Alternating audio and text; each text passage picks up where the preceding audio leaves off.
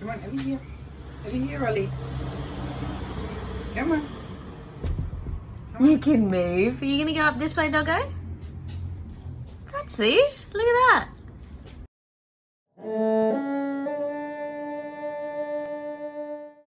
So this is a zip line that I've hooked up to, it won't work for this gap, but I don't know, we'll see how that goes. It means she can be on the bed and be relatively safe while we're driving. If I have to come to a sudden stop, this harness is an actual car harness, and that's hooked up at the back of the van pretty securely. And then if she was to go flying forward, she would dangle here, but because it's a proper chest harness, it's not going to strangle her at all. And she wouldn't hit the windscreen if anything was to happen.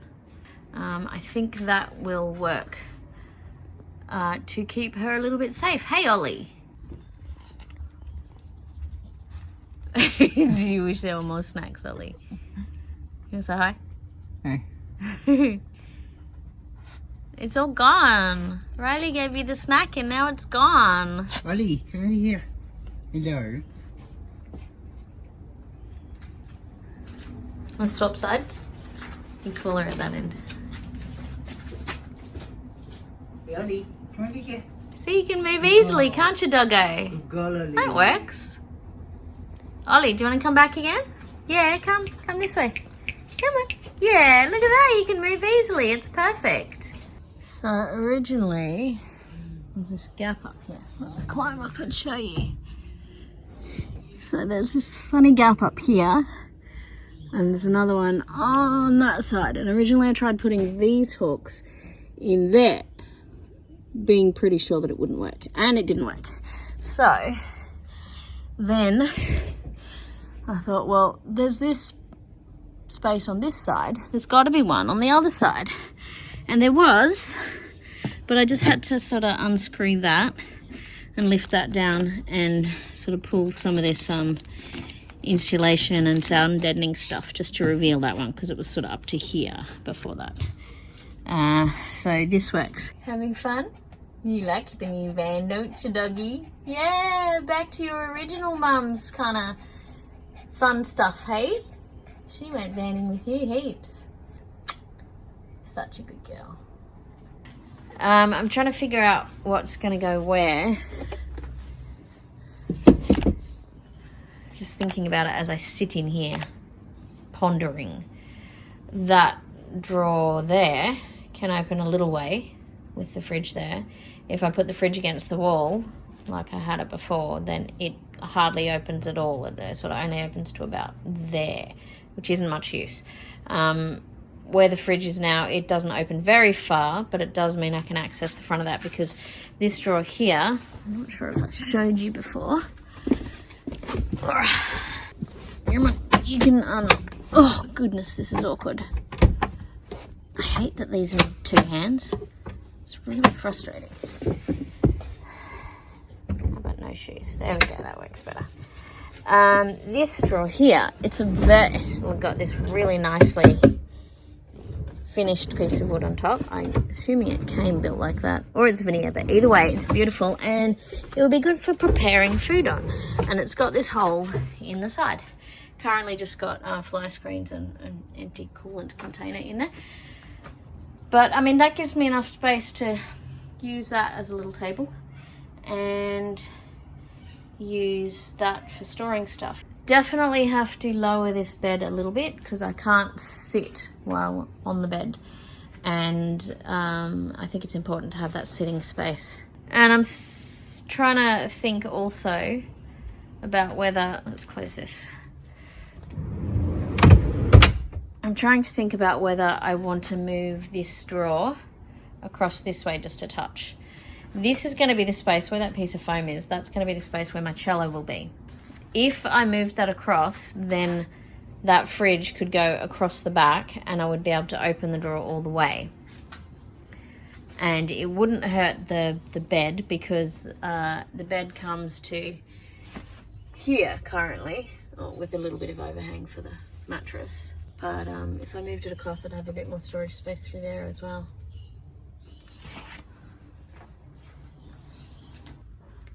Today I am going to start attempting to replace this little cup holder thing. It's very cute and I like it. And it's just so simple. And it sort of tucks in under there and it's a great idea to have it. But unfortunately the holes in it are not big enough to hold the cups that Alexis and I use regularly. So I'm going to make a new one. And my intention, I want to change it so that the cup section part is maybe extending out to here. The main point is that I would like to have a place to put our drinks there where we can easily reach them, and also have space here for the dog, and to put anything else we just want to sit there. So maybe I will make it so that it's like a large version of this, like with the little the rim at the side, but you know, maybe filling up the entire space of this seat just to make this area more functional.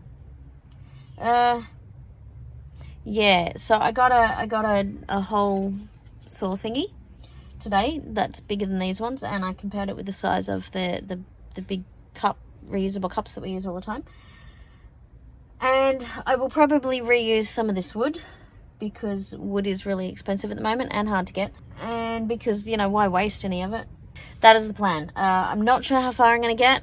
I would have had most of this morning to do it, except I needed to head to the nearest Bunnings and get a hole saw from there, as well as I had to do a bunch of other stuff. And so there's my morning gone just driving.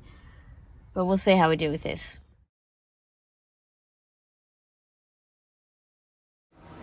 So as I was unscrewing these bits of wood here, with a view to taking it apart, I realized that I can actually just drill these holes bigger. I was kind of thinking in my mind that there wasn't enough space left here to drill the holes bigger, but there actually is. And because it's all glued together, like maybe somewhat excessively, the wood should hold up okay. I still do want to build a more functional sort of cup holder and space for putting things, but for now, if all I need to do is drill these holes bigger, then that's going to work out really well. That'll be a much better idea, much quicker as well. So yay, less work. Alright, so these were my new holes. Yeah, my pilot drill is not actually going to reach the bottom as I'm drilling because it's not as deep as that hole in there, obviously, you can tell. Hopefully that won't be an issue. Guess I just need to go really carefully and slowly. Or fast. Well, I'll find out. Alright, there's no way to do with this without the pilot hole being drilled, because I can't hold it steady enough, so all I've done is managed to sort of make a bit of a mess on the top of it. I had no idea what you can see there. There we go. And yeah, anyone who was watching this who has done this sort of stuff before was probably going, yeah, I could have told you that. You knew. Well done. Oh my god, this was meant to be an easy job. It's always more difficult. Why does it always have to be more difficult?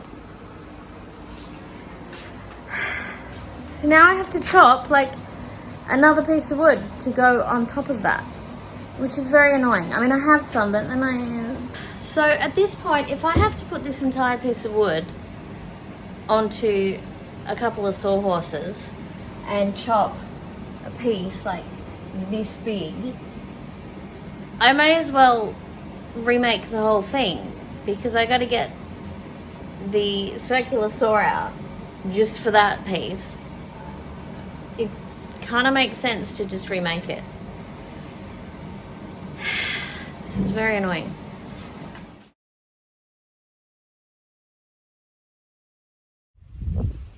Got my pieces cut. Now, screw them all together.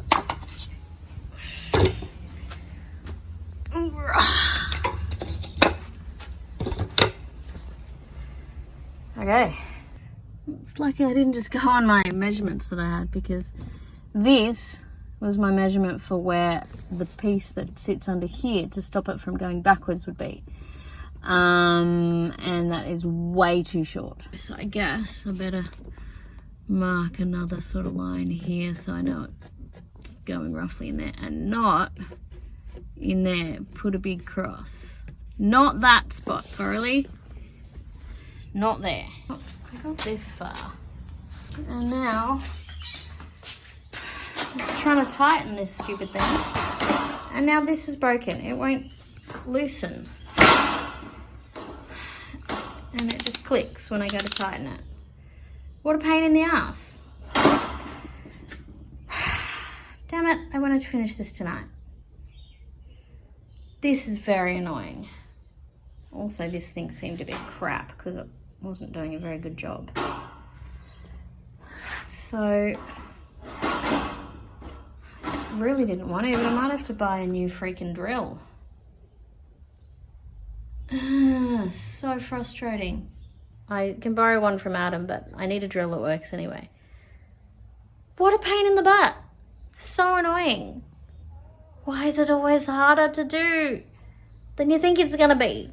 Alright, so now I'm at Adam's. I'm borrowing his drill so I can finish this. But he tried undoing the chuck, and he couldn't do it either. I was kind of thinking that it would be nice to have a Ryobi drill, and then it can share the batteries with my workshop blower. But it's just money that I wasn't planning on spending. Well, poop. Turns out that Adam's drill was at my place when my place was flooded. And he cleaned it up a bit, but it died. The flood killed Adam's drill. So now I don't have a drill. Next up is to check the warranty on the Aldi one, and hopefully I can get my money back, and that'll go towards a new Ryobi drill. So annoying. Stupid flood. It's got a 5-year warranty. Excellent. Very pleased about that. And I bought it November 2 years ago. So I'm actually surprised it's a 5-year warranty. So I guess I need to call them and make a warranty claim on that. Let's call this the end of this video. Was not a successful build.